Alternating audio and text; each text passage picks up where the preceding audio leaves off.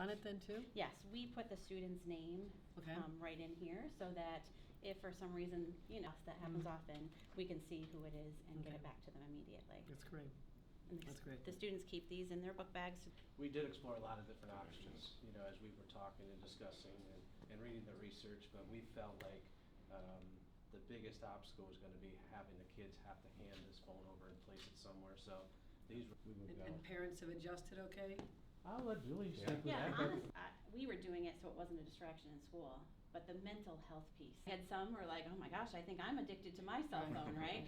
I think Communication with parents, and especially those that I know are anxious about, what if there's, a shooter on campus, in the grounds, and what I learned.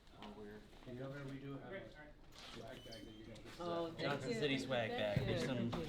There's A some. lot of other school districts. And a lot of- certainly having the board support Yeah, was, It was yeah, you know, out of that's- discussion and testament to the middle school administration team for getting ahead of it with parents and.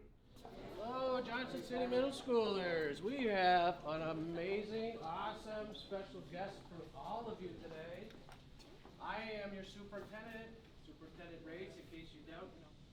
You have great leadership here, but also making a real difference. So does anybody want to talk to me about school one ahead of everybody else? And what I'm talking about is what your school board, the president's here today, and others came together and said, you know what, but not in school. And because it's also puts a lot of pressure on you.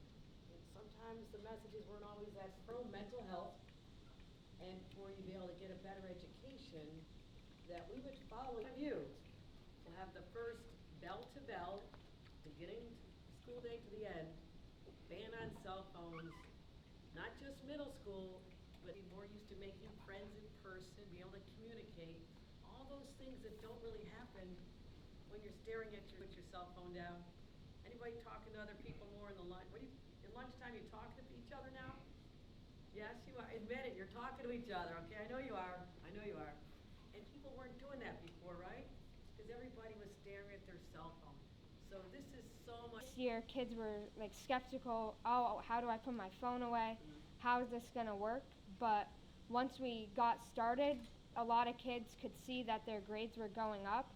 And like you said, they were talking more to people, and instead of just looking an answer up, they actually went to their teacher and got help for what they were struggling with.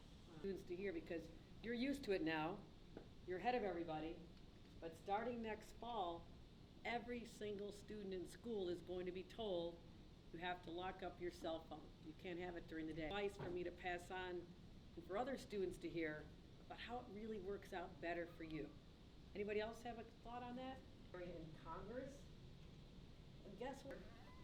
When I decided that I wanted to someday work in our nation's capital. Nice for your moms for Mother's Day, okay? Your moms put up with a lot. Make them a nice card, get them a gift, okay? Show a lot of love to your mom this weekend, all right? All right. The Assembly and the Senate. This is like Congress, but we have it in Albany for our own state.